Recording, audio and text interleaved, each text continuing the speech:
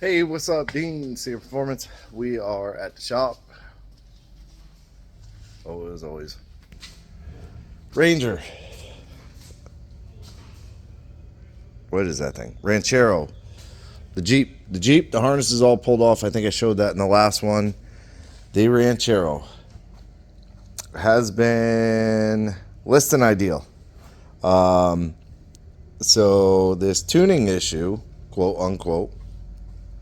I spent hours upon hours digging through everything. The car left originally running really good.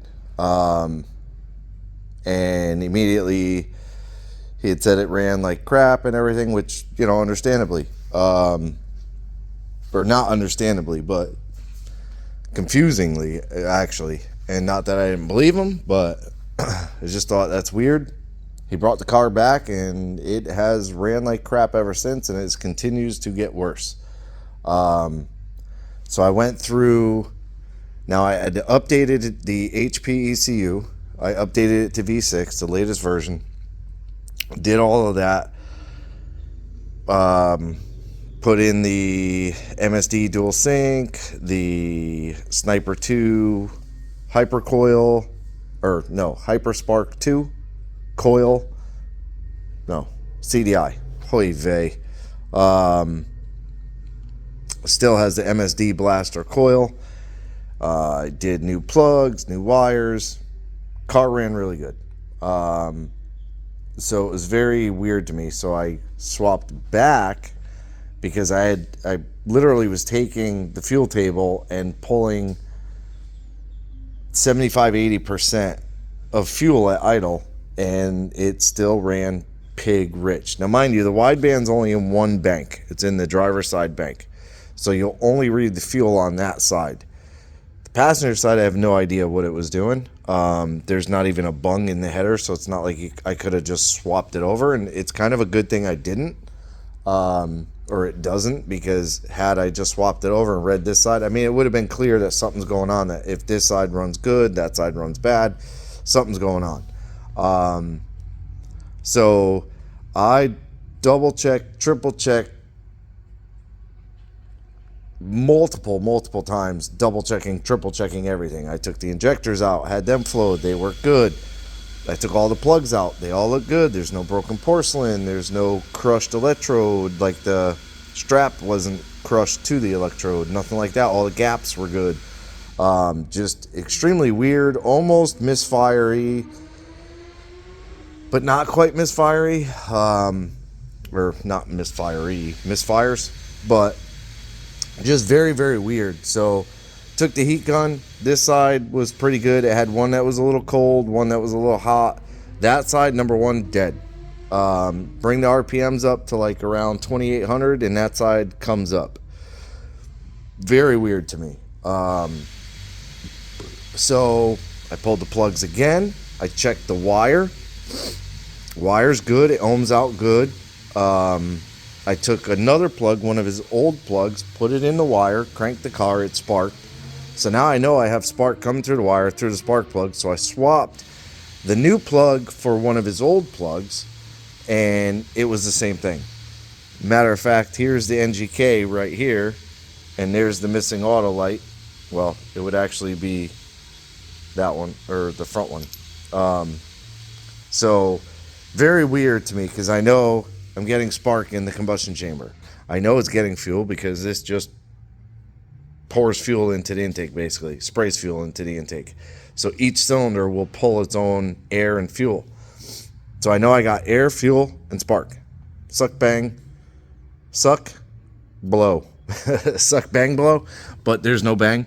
So it was very, very weird to me that I was having this issue. I double checked the timing. It is spot on. If I set the Holly to static timing of 15 degrees, I get somewhat fairly steady 15 degrees. It'll always bounce around a little bit, but it's a pretty damn steady 15 degrees on the balancer. So, intake leak, not an intake leak. I hosed it down with brake clean, all that. Not an intake leak.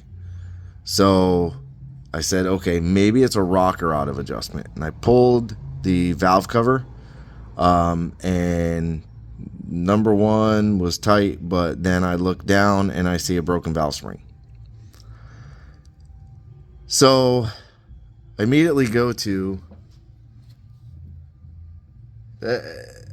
pretty sure that is a cheap Chinese head, like a Speedmaster or a knockoff. It's a knockoff head. It's got to be cheap parts. So I call my engine builder, who built this engine and built the Corvette engine and did all the machine work on the Caprice engine, did all the machine work on my engine. He's very, very good at what he does. He's been around a long time. And I tell him, hey, here's the situation I have. I have a broken valve spring. He's asked me if it's broken multiple spots, and he said typically that's a coil bind. Okay, so the valve springs weren't set right, which is a procedure in itself. You have to measure the valve height, you have to measure the spring height, you have to measure the spring pressure, like all these measurements. I don't even know. I don't know a proper way to set valve springs in a cylinder head. Like I don't have the tools. That's not what I do. I'm not an engine builder. LS springs are different. A factory head, I trust that the factory machined them all right. So we swap springs. There's millions of people that just swap their springs all the time. BTR, TIC, I use all TIC stuff, all that stuff. These are very, very different when it comes to an aftermarket head, because where did they machine the spring pocket, blah, blah, blah, all that technical jargon stuff. So I don't trust this motor. I don't trust that somebody says a 383 with 10.1 compression uses a hyper-eutectic piston, which there's nothing wrong with in applications, but they have their limits, and you claim this is 550 horse. When Blueprint sells a 400 cubic inch, 10.3 to 1 compression with forged aluminum pistons, that only makes 508 horsepower. There's something not right, and not that Blueprint is any better than anybody else. Blueprint makes a lot of engines, but when you compare numbers, just doesn't add up that a smaller displacement, not much smaller, but a smaller displacement engine with cheaper parts, hyper-eutectic pistons, makes almost 50 more horsepower than another engine that I know makes 508 horsepower, because I believe Blueprint dyno tests every single engine they build. I believe. I could be wrong, but I believe. So something's not right. I don't trust the motor. I won't sleep at night. I don't even know that he would sleep at night. I feel horrible. I doubt he feels good about it.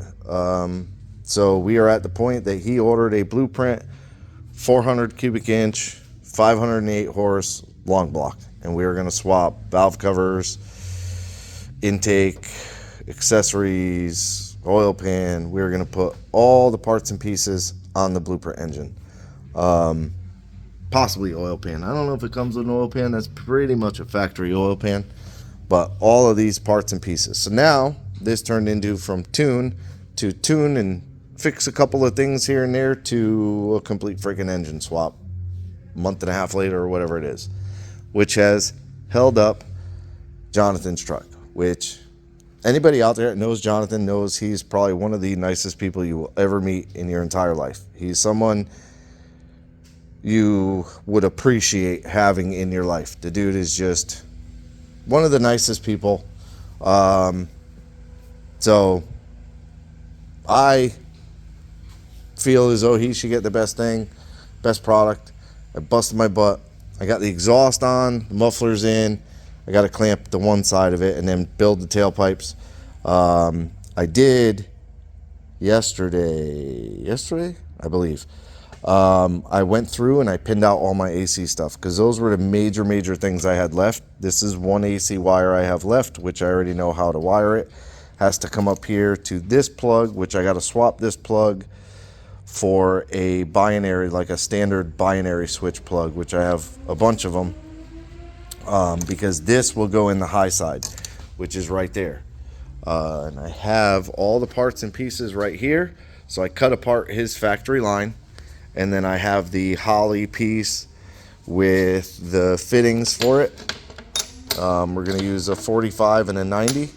And then I have the new quick lock piece. But as you can see, that tube is much larger than this tube.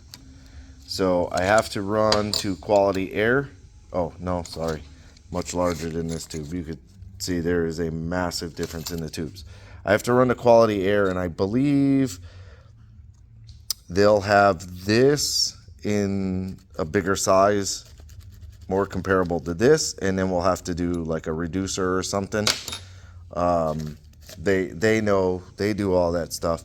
Then they'll take this line and they will weld a end on like this, and they'll give me a crimp, and I'll buy a bunch of hose, and I'll build the two lines, bolt that on, and his AC lines will be in, and then that blue with a white stripe, this will slide up through here, probably come over here, and I will connect it in right here. That red with a yellow stripe is that wire right there. So I will most likely peel back a little bit of this harness, being that they're not integrated in with the negative battery cable, which is what most of this piece here is. So I'll pluck this out, probably peel it all the way back to here, and I'll put a new braid on it, the new sleeve, braided sleeve, and I will tie this wire into here, and that is for the AC kick. So when you turn the AC on, it applies 12 volts to this white with a blue wire and tells the ECU to kick the IAC up a little bit to stabilize the idle from the draw on the compressor. And then I went through and labeled out all the relays. I got everything tied up. I tied in the two-step to the clutch pedal. I don't know that he'll ever use it. I doubt he'll ever use it, but it's there. Give it to him. And then I have these two wires, which I have to braid, extend, run down under the truck, or I have to find, that's what I have to do. There's the harness under the truck hanging right there, which I wrote it out somewhere. Need to find that notebook. It used to sit right there. Yeah, it used to sit right there. Hey, look, here's a notebook. Pretty sure I wrote it out. If anybody knows, correct me. Ah ha ha. See? I drew it out. There it is. Jonathan, Ranger wiring. So, fuel level, yellow at tank, black with a white. Speedo sensor, blue with a yellow, gray with a red. Pin 84 at ECU, pin 91 at ECU. So, and then reverse it to trans is purple with a pink to engine plug picture. That's weird. Black with a white to trans plug on chassis. So I still have to get the reverse pigtail for the transmission. That reminds me. Good thing I found this. Well, not found it, but looked for it. So these two wires right here, blue with a yellow, gray with a red, would most likely be in that one there, I believe. I can fly. It's gonna be in one of these harnesses here. It should be this one. I don't see any blue ones in there though. I see one blue. No, that's not a blue. So see, it should be in here because it should come up to the ECU, but I do not see it. Well, I gotta find those two wires, where they come from. Yeah, it should be right here in this. So it could be that it changed colors. So, and then I have the 2 wires right here. Blue with a yellow, gray with a red. Pin 84 at ECU, pin 91 at ECU. So, and then reverse it to trans is purple with a pink to engine plug on chassis. So I still have to get the reverse So I just need to find them there, tie these two into it. That should give me my speed signal, which I could test easy enough by just getting the back wheels off the ground and getting it in gear. I'm going to build those two coil brackets today. Not 100% sure how I'm going to do them, but I'm just going to do them, and I'm going to make it up as I go. That kind of seems to be usually how I get things done, instead of trying to draw them and print them and bring them, because I've 3D printed a bunch of pieces and haven't come up with the right piece yet. So I think I just need to build it. Cut a piece of aluminum and then get the bolt holes for the valve cover on, and then just kind of work my way from there how to mount the coils onto the piece of aluminum, more or less. I think that'll be the best way for me to do that. Then I have the rest of the parts back, the tailgate and stuff, which are going to go to Richard to get painted. I have the bezel, which was prepped. It's just a little bit of hand sweat. I have the roll pan, which was not prepped. It's going to Jason tomorrow to get sandblasted. The tailgate is somewhat prepped. Richard's going to fix it. We already had a discussion about it. So I have that, and I can get the roll pan on. I'm going to put a bunch of tape on it so it doesn't touch the truck, but I can get the roll pan on. And then Jonathan got these tips from Summit when, I don't remember when he got the muffler or after he got the muffler, or at some point in time, but he ordered these tips. He likes these tips. I like them. They're cool. They're not a severe angle, but I really like them. They're nice stainless pieces, and they're all polished out. They were welded really good. So what I'm going to do is integrate these into the roll pan. Basically, kind of, sort of. They're not going to stick out that much. I might stick them out a hair. I'll let him decide that fully. But I'll get the hole in the roll pan. I'll measure it out. I'll look underneath, make sure I'm not on a frame rail, because that would suck. Yeah, see, you got a frame rail here. You got that piece there. So I kind of feel like I might need to trim this piece out. Yeah. But that also is the rear support. So I mean, I could still trim it because it's just a like a frame rail support, which there's actually one up there as well. So I could probably trim this one out enough to get my tips located somewhere. I could probably even trim back the frame rail if I needed to. Not a whole lot, but maybe. If I need to trim it, I could cut it on an angle. See, it has a bed bolt in it, but I could probably just give it a little bit of a nip, kind of angle it, something like that, and get rid of that if I wanted to put the tip here. But I have to kind of see. I might just go under it. You never know. I got to get that pan on and kind of look and see, and then spare tires got to come off. Get all that done. He already brought LED bulbs and put them in, and pretty sure they work. From what I remember, they work. And then this is a license plate light, which I'll have to do that. That is something I have to do, which I'll probably use like the little LED bulbs that I have. I have a whole bunch of little LED bulbs. Probably just get 2 little LED bulbs and put them in there and just have them shine down. Then, yeah, once I do that, I can get the exhaust back. I pop the transmission out. So that might be what I work on today, is the back, get the exhaust done, get the roll pan finished up, the tips kind of placed where I like them. I got to order one more hanger for the exhaust, and then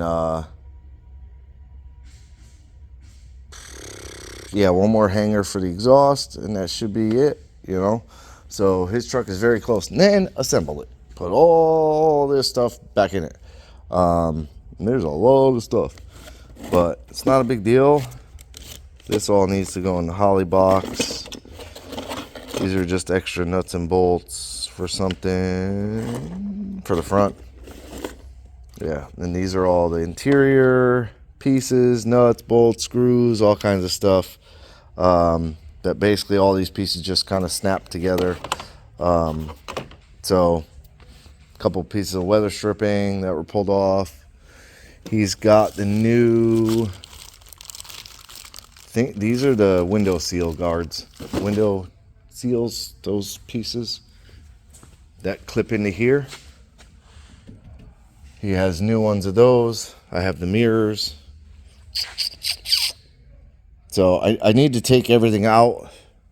Whatever, not using like the headlights because he got new ones. The little side turn signal things. I think they're integrated into those. Tail lights we're reusing. Those are over there. Bunch of parts that we're not going to use because he got all new parts. And then some parts we are going to reuse because we have to. Those are the extra emblems, which 2 of those go on the bed. But need to know, Jonathan, because I know you're going to watch this. Do you want... Let me move this here. Oh, actually it has the license plate light cut out for it. Okay. So, Mr. Jonathan, do you want that Ranger emblem? It's taped off right now, and you have a new one. So I'm going to peel that off and clean it up before it gets painted. But do you want a new emblem on there? And what I did with your other emblems, which you saw, I did a little bit of that smoke paint on them. It's hard to tell, but they are not as chrome. You can see the chrome is dulled out, which I think is a really, really good look because there's no chrome on the truck. And I even think his wheels are black. I want to say they're black or like a very, very dark gray. So kind of the theme of the truck is like a red and black. There's not a lot of chrome other than the radiator hose in the radiator, which isn't chrome, it's aluminum. So not a lot of chrome, no chrome on the truck, matter of fact. So we blacked out the taillights. So I need to know, Mr. Jonathan, would you like that emblem or leave the emblem off? I'm okay either way. I don't know that it might just be a cleaner look without it, or if you want the emblem, cool, because you want everybody to know Ford fucking Ranger. So let me know, Mr. Jonathan. I mean, I could text you and ask you, but I feel like you're going to comment on the video. So you can answer that in there. Yeah, and then I got to uncrate the Hemi. I got one side like windowed open, pile of parts. He just dropped off, I believe that's the oil pan and spark plugs, valve covers. Everything is here. Now, I don't know that everything is here, but everything he has is here. So I need to get that up on the engine stand so I could start assembling it and figuring out what I do and don't have, because I can almost guarantee I won't have like valve cover bolts, won't be here. So I'll have to kind of measure and see what kind of bolts. The oil pan should have bolts. The accessory kit should have all the bolts. So all that stuff is good. So 90% of it will probably have all the bolts for it.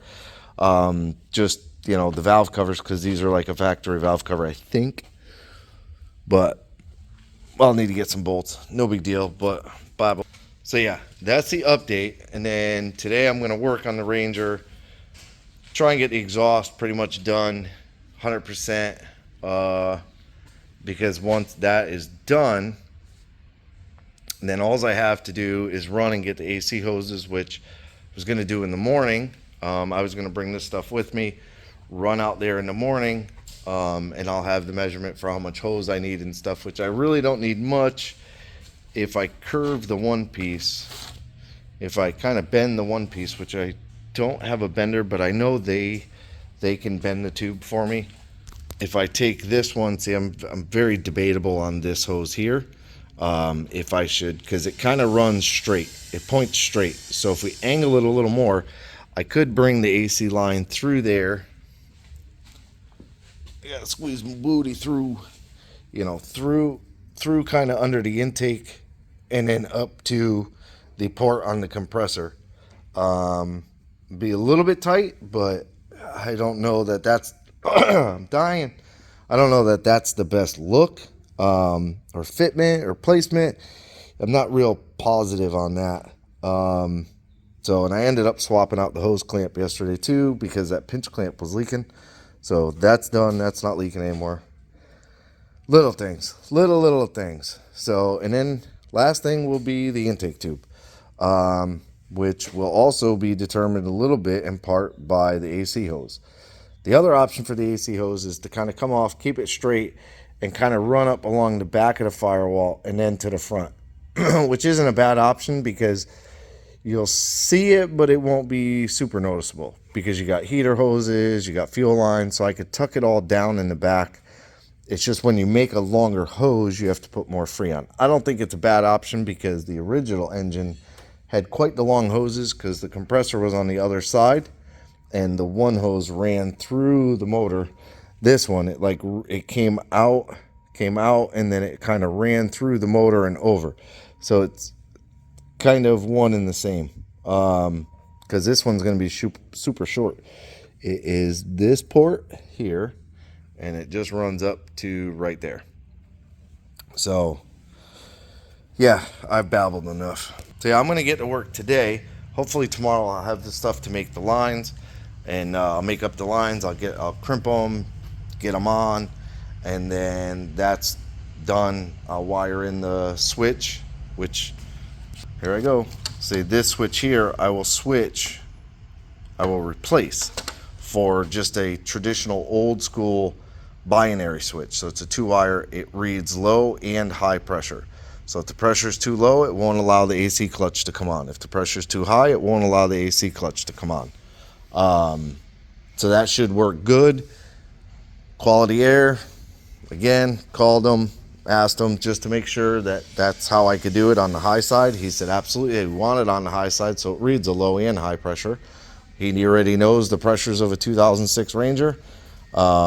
These guys are very good at what they do. Been doing it for a long time. So, and that's who I rely on. I always rely on people that know more about specific things than I do. I'm very good at what I do. I'm a fabricator, so I believe wholeheartedly I am very good at fabricating. I'm not an AC guy. I'm not a transmission guy. Not any of that. So I lean on those people. I'm not an engine builder. I lean on those people that do that for a living. So appreciate you watching, babbling over here. Like, subscribe, hit the bell to be notified. Tomorrow I will upload all of the updates on the Ranger that I get done today and progress on the Ranchero if there's any. Possibly waiting on a new motor to ship. So we'll see how that goes. Again, appreciate you watching. Like, subscribe, hit